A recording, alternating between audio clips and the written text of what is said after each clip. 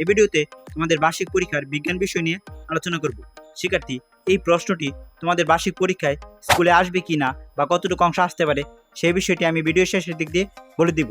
তাই এই ভিডিওর একটি সেকেন্ডও মিস না করে প্রথম থেকে শেষ পর্যন্ত ভিডিওটি দেখার অনুরোধ রইল। শিক্ষার্থী, তোমরা অনেকে ভিডিও দেখো কিন্তু ভিডিওতে লাইক, কমেন্ট এবং চ্যানেলটি সাবস্ক্রাইব করতে ভুলে যাও। শিক্ষার্থী, তাই তোমাদের কাছে অনুরোধ রইল চ্যানেলটি এখনই সাবস্ক্রাইব করে নাও।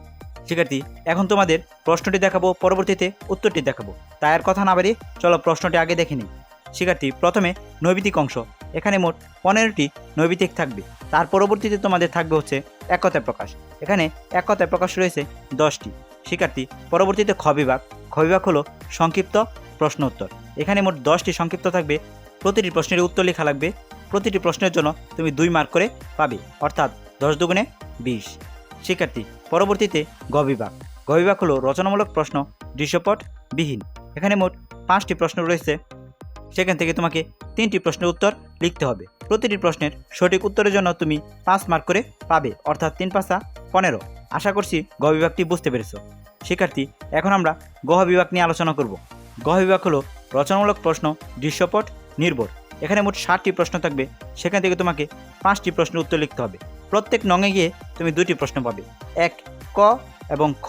এভাবে তুমি প্রত্যেক নঙে 2টি করে প্রশ্ন পাবে। 2টি প্রশ্নেরই উত্তর লিখতে হবে। শিক্ষার্থী, আশা করছি তোমরা গ বিভাগটি বুঝতে পেরেছো। এখন ভিডিওর প্রথমে যে কথাটি বলেছিলাম সেটি নিয়ে আলোচনা করব। শিক্ষার্থী, এই প্রশ্নটি হুবহুব তোমাদের বিদ্যালয়ে আসবে না, কিন্তু এই প্রশ্ন থেকে 80 ভাগ বা 90 ভাগ তোমাদের বার্ষিক পরীক্ষায় আসতে পারে। তাই বার্ষিক পরীক্ষার প্রস্তুতি স্বরূপ এই প্রশ্নটি তুমি পড়ে যাও, তাহলে তোমার বার্ষিক পরীক্ষাটি আরও ভালো হবে।